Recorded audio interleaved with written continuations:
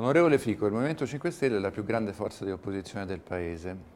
Ha rivendicato, come vuole la prassi istituzionale, la presidenza delle commissioni bicamerali di garanzia e ottenuta quella di vigilanza sulla RAI, di cui lei è stato eletto presidente. Quali sono le linee guida in base alle quali lei condurrà il suo mandato? La linea guida fondamentale è senza dubbio quella della trasparenza, perché abbiamo visto anche con l'esperienza del Movimento 5 Stelle in questi anni che dove entra la trasparenza e quindi dove si accendono i riflettori, fare delle cose che non sono proprio a norma di legge diventa molto più difficile e ognuno ha delle responsabilità ed è inchiodato a responsabilità maggiori. Infatti la prima cosa che in questa commissione si è fatta dalla prima riunione della commissione bicamerale è dare la massima trasparenza e pubblicità ai lavori tramite ogni mezzo, tramite la diretta streaming, tramite il canale satellitare della Camera dei Deputati, tramite la diretta a circuito chiuso per i giornalisti all'interno del palazzo dove si tiene la commissione bicamerale, e quindi questa trasparenza massima e anche con l'utilizzo dei social network dove linkiamo e puntiamo la diretta streaming della Camera dei Deputati e quindi della commissione bicamerale, vediamo che ha molti accessi e le persone, quindi magari gli utenti che pagano il canone, possono controllare le nostre audizioni. Come primo atto lei ha rinunciato alla indennità di carica da Presidente. Sì, mi sembrava doveroso, è la seconda indennità di funzione, avevamo già detto che avremmo rinunciato a queste doppie indennità in campagna elettorale, quindi io in un momento in cui il Paese soffre mi è sembrato veramente il minimo sindacale rinunciare a 26.000 euro all'anno, e se la legislatura dura 5 anni la Camera ha risparmiato e quindi i cittadini 133.000 euro in 5 anni. Qual è la sua idea di servizio pubblico, Presidente? Il servizio pubblico deve garantire i cittadini, deve garantire le persone che abitano questo paese e le persone che pagano il canone, non devono garantire i partiti politici. E quindi bisogna avere un'azienda che crea veramente cultura, dove il pluralismo dell'informazione sia rispettato, ma non dal punto di vista partitico, dal punto di vista di varie opinioni e occhi su una notizia, dove siano i contenuti ad uscire fuori e che quindi le persone abbiano più conoscenza, più informazione e più libertà nelle loro scelte della vita quotidiana. Una televisione pubblica senza le mani dei partiti, Presidente Fico, è un vecchio adagio. Sì. Questa volta però il progetto corrisponde, diciamo, al manifesto programmatico dei vertici aziendali. Lei pensa che sia la volta buona? Io spero che sia la volta buona. Da questo punto di vista la presidenza di questa commissione, quindi il Movimento 5 Stelle, è un movimento nuovo che non deve niente a nessuno, è arrivato qui in modo libero e svincolato da ogni tipo di compromesso e quindi può portare davvero avanti questo progetto, perché noi sappiamo che se ci sono stati anche altri presidenti appunto di commissioni bicamerali comunque venivano da quei partiti e quindi in qualche modo erano erano sotto scacco di questo sistema. Noi siamo totalmente liberi e quindi possiamo agire, e se la dirigenza RAI, la nuova dirigenza vorrà fare questo, la vigilanza senza dubbio gli sarà vicina.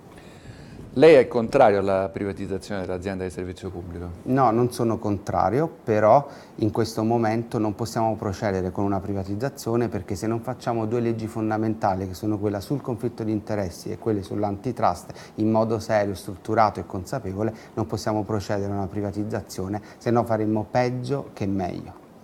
Lei ha parlato del canone, quanto è importante secondo lei il contrasto all'evasione del canone? No, è importante assolutamente, noi sappiamo che l'evasione in questo momento è al 27%, però dobbiamo far sì che venga pagato da tutti e che il pagamento del canone corrisponda davvero a un servizio pubblico fatto in nome e per la gente.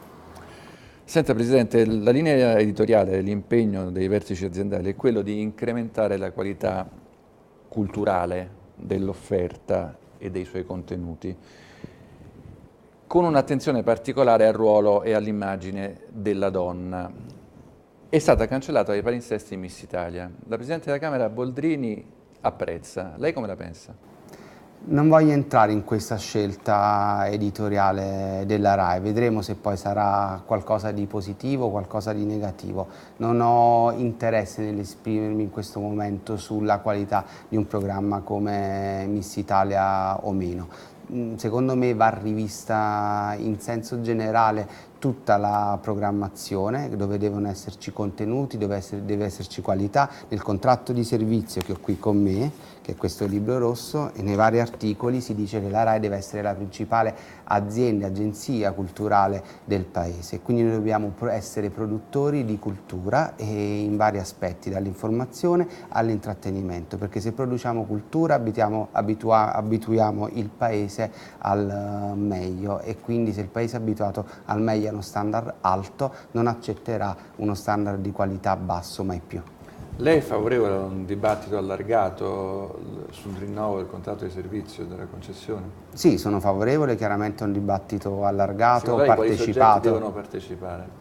Secondo me devono partecipare anche i cittadini, gli operatori del settore, parteciperà questa vigilanza quando dovrà dare il parere autorevole sul contratto di servizi, il Ministero che lo dovrà scrivere con la RAI, ma secondo me anche con i dipendenti RAI e soprattutto con le persone che pagano il canone, che quindi devono poter sapere che cosa va a stabilire il Ministero con la RAI, e tramite questa vigilanza e tramite il Parlamento possono scrivere un contratto di servizi che sia all'avanguardia e al passo coi tempi. Ci sono dei punti, per esempio, nel contratto di servizi che questa vigilanza sta analizzando. C'è per esempio il punto in cui si dice che gli stipendi lordi di tutti quanti i dipendenti RAI devono essere pubblicati sul sito, ma al comma successivo si dice che questo lo dovrà stabilire una commissione paritetica, e quindi io ho chiesto che vengano pubblicati questi stipendi, ma gli stipendi devono essere